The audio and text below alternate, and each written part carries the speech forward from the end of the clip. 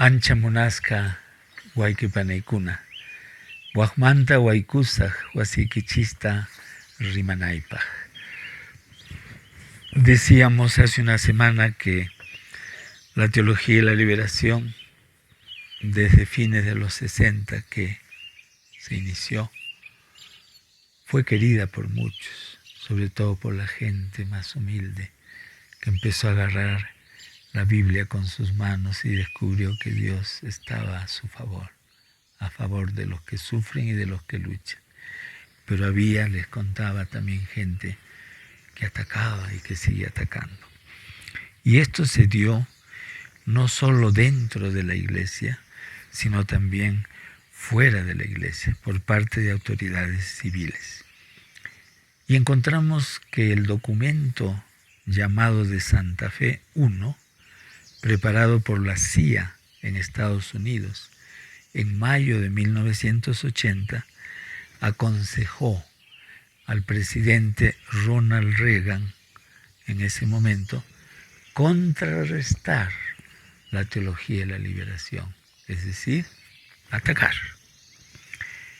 Y dentro de la misma iglesia se dio un vendaval de críticas, calumnias y persecuciones por parte de teólogos, de algunos obispos, cardenales, tanto en Latinoamérica como en Europa.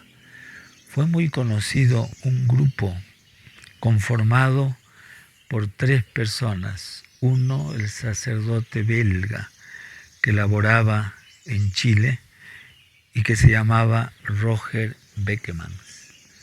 Junto con él estaba un obispo encargado, un obispo alemán, Franz Hensbach, encargado de Adveniat, que es una institución de la iglesia alemana que hace una gran colecta en Adviento y colabora con proyectos en la iglesia latinoamericana.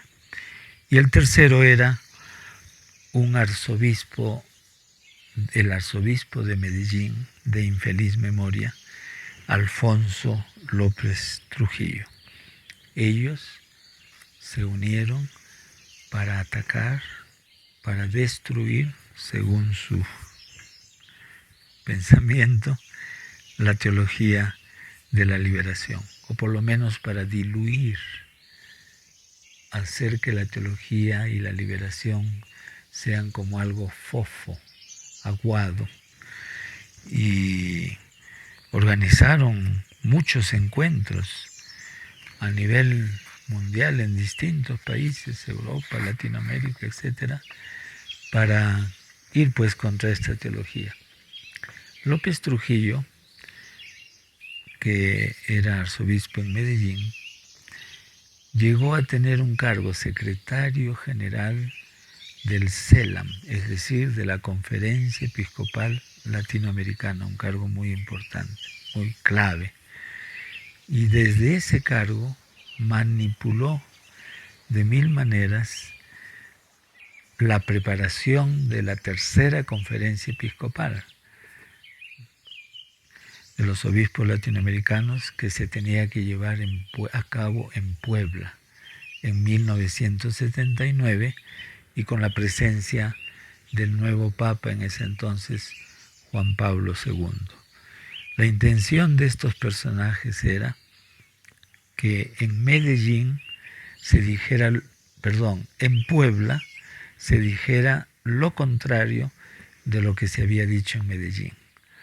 En la conferencia episcopal de Medellín, los obispos habían dicho claramente que ellos estaban del lado de los pueblos oprimidos y que pedían su liberación. No podía seguir tanta opresión en este continente. Y eso le chocaba a estos caballeros y el objetivo era pues hacer que en Puebla se dijera lo contrario. Una de las maniobras que se realizaron fue el impedir desde Roma la presencia de teólogos y teólogas de la teología y la liberación en esta reunión de Puebla el 79. ¿Sí? No los invitaron, el mismo Gustavo Gutiérrez, que en la conferencia en Medellín había sido consejero, teólogo, consejero del cardenal de Lima, Juan Landázuri, fue prohibido, todos. Ellos, con su sentido de iglesia, no se quedaron llorando o criticando, sino que asistieron por su cuenta a Puebla, estuvieron, diríamos, en los extramuros, afuera, porque no les permitieron entrar a la conferencia, y desde ahí colaboraban con los obispos que les pedían sus servicios, ver algunos textos o escribir algo, o los consultaban.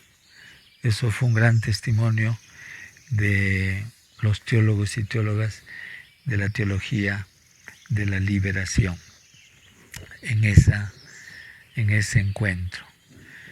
Yo estaba en ese tiempo haciendo posgrado en Europa, precisamente en Austria, Innsbruck, y conversé con un compañero teólogo colombiano, y los dos dijimos a la vez: vas a ver que ese arzobispo de Medellín, López Trujillo, va a ser premiado por parte de la institución de la Iglesia. Dicho y hecho.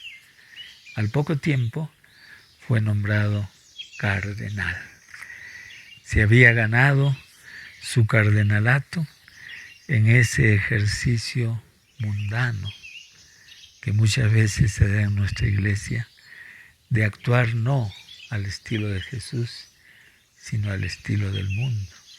El Papa Francisco habla mucho de la mundanidad en la Iglesia, porque la Iglesia, si sigue a Jesús, debería ser como un ejemplo, como la que da la pauta en lo que se refiere a la ética, al servicio a los pobres, al compromiso con los excluidos y explotados.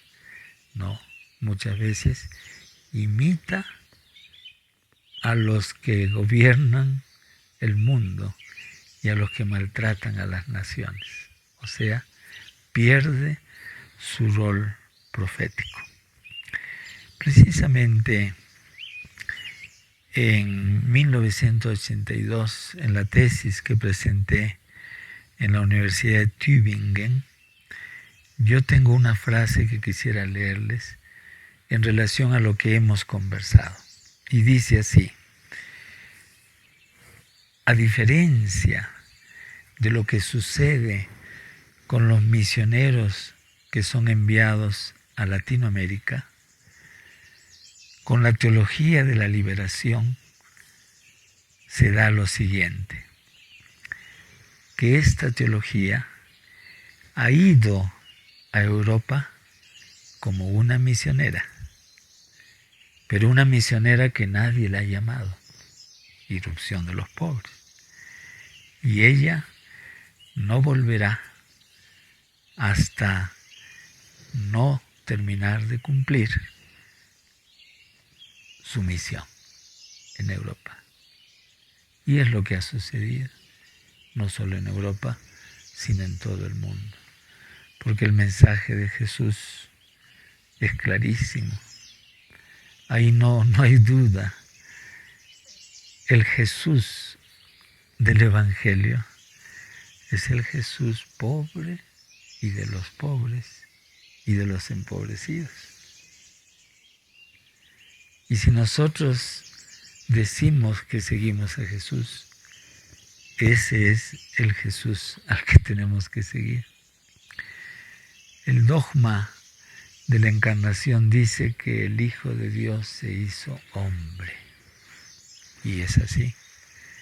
Pero a este dogma le falta una precisión. Y yo pienso que en algún día, en la historia de la Iglesia, se reunirán padres conciliares y harán la precisión siguiente.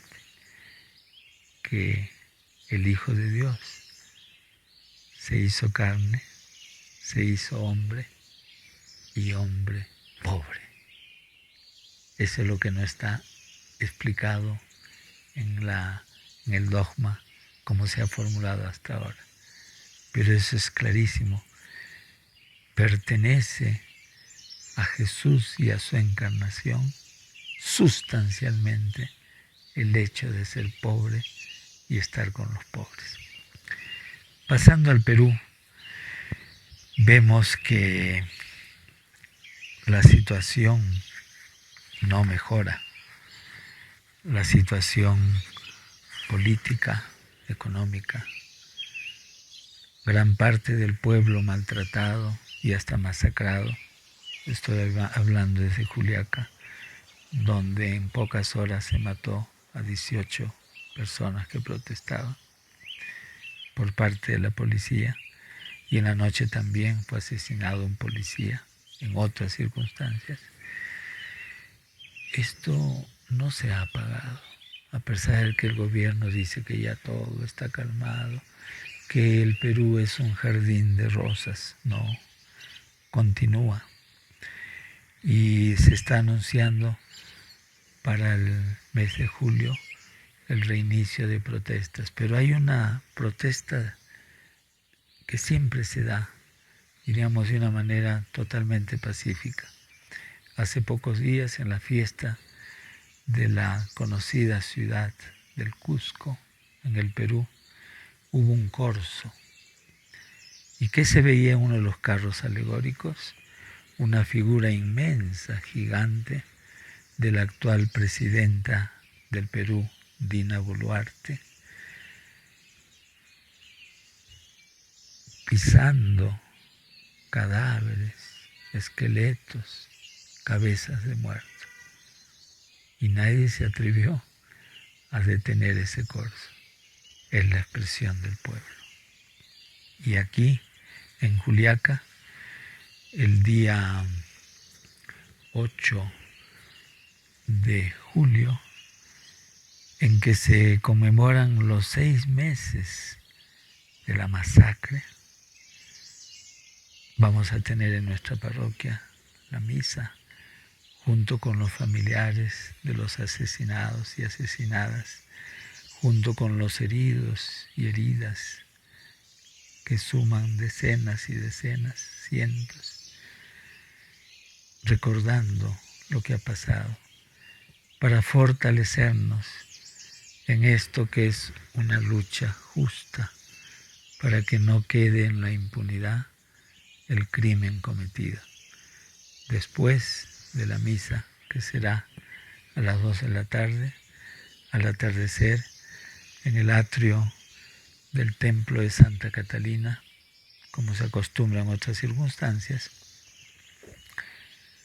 habrá una vigilia. Ahí estaremos, porque la paz de las tumbas no es la paz que Dios quiere. La paz tiene que ser en base a la justicia.